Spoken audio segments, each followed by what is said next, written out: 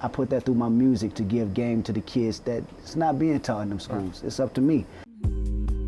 In 2015, Kendrick Lamar released what people frequently argue as the greatest hip-hop album of all time. An album that reached the masses and challenged the world to listen to the words he was saying and to question their place in the world they live in. From the jazzy instrumentals, the Tupac spoken word pieces that framed each track, all the way down to the radio hits. To Pimp a Butterfly objectively changed the game and concreted K. Dot's place as one of the biggest rappers in the game. Welcome back to Rap Pizza, where today we'll be looking back at To Pimp a Butterfly an entire decade later and seeing how it holds up. As always, if you like this video, please hit the like and subscribe button and let us know in the comments how you feel. Now let's get into the video. A decade removed from its release, Kendrick Lamar's To Pimp a Butterfly remains one of the most significant albums in hip-hop history. Released on March 15, 2015, the album arrived at a time of social upheaval in the United States, speaking directly to the racial tensions, systemic oppression, and personal struggles of Black identity. It was an album that defied convention, eschewing the typical tropes of mainstream rap in favor of a deeply introspective and politically charged narrative. Drawing from a rich tapestry of jazz, funk, and spoken word, Lamar created an album that felt both urgent and timeless, a sonic and lyrical odyssey that cemented his status as one of the most profound voices in modern music.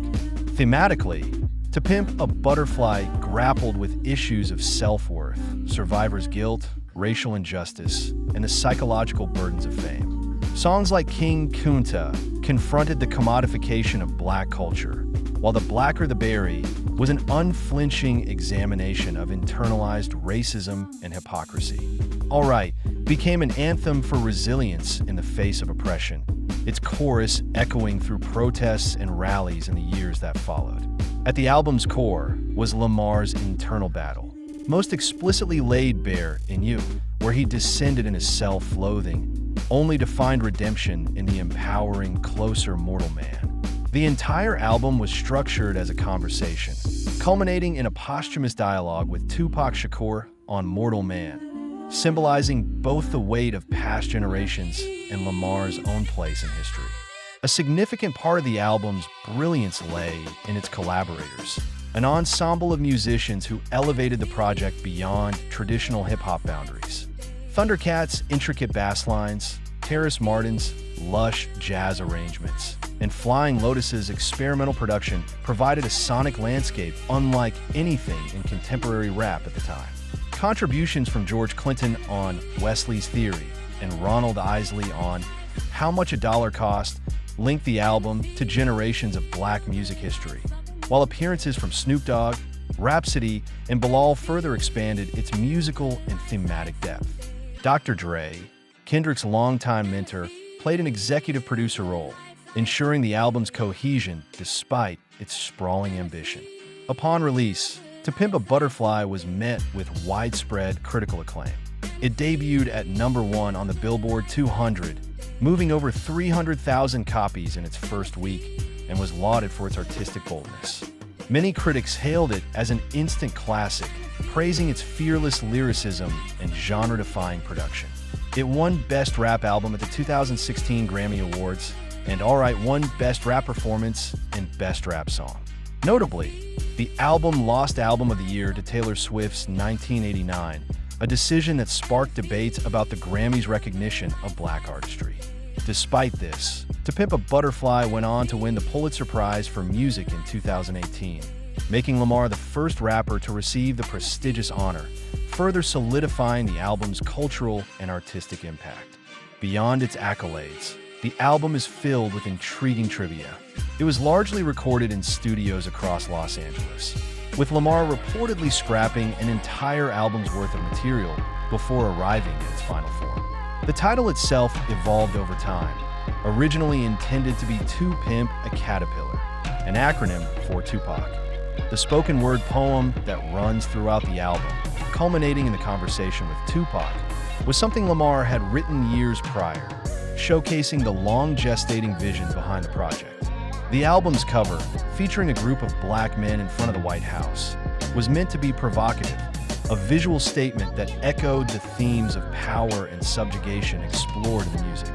The impact of To Pimp a Butterfly on hip-hop and the music industry at large is immeasurable.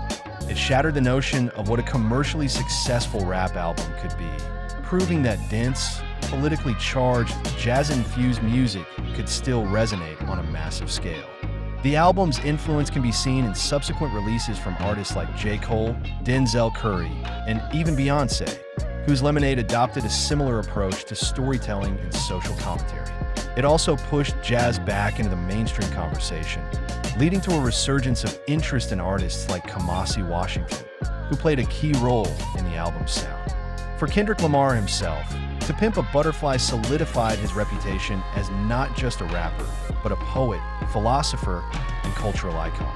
Though he followed it up with a more accessible Damn. In 2017, his commitment to pushing boundaries remained evident in his later work, including the 2022 release Mr. Morale and The Big Steppers.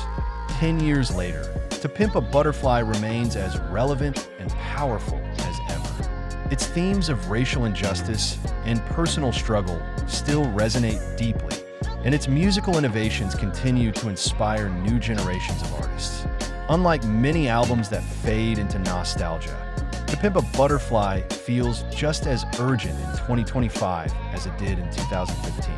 Whether through the anthemic echoes of All Right or the raw vulnerability of You, Kendrick Lamar's masterpiece continues to challenge, provoke, and inspire.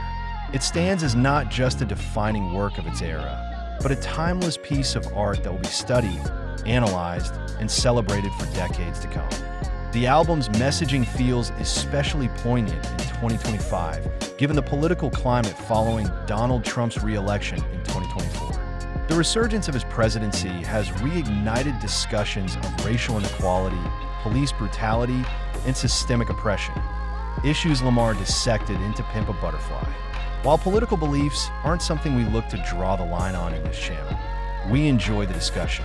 Kendrick Lamar's criticism of Drake in his Euphoria diss track, in which he accuses Drake of pacifying his audience, also seems to apply to the likes of Benny the Butcher, Snoop Dogg, and other black artists who previously identified Trump's campaign as being rooted in racism, who in a modern sense endorsed and performed at his inauguration. Kendrick's pleas in this album for the world to stand in the face of racial inequality seem feeble in the face of Kanye, calling himself a Nazi and selling swastika t-shirts, or Elon Musk seemingly endorsing the pardon of George Floyd, all Twitter, while actively working in a functional role in the White House. So what does this say about To Pimp a Butterfly? Has the world gotten darker? Have the masses forgotten the messaging of the album? In many ways, the album's themes seem prophetic, as the same struggles persist a decade later, making the music an enduring soundtrack to contemporary resistance. But the question is, after all these years, have we grown as a product of progression or complacency? So, how do you feel this album holds up? Do you still spin it on a regular basis? Do you think it deserves the flowers it's received after all this time? Or do you think it gets too much credit? Let us know. As always, please hit like and subscribe, and pass this video on to another hip-hop head. For now, it's peace out from Rap Pizza. We'll see you in the next one.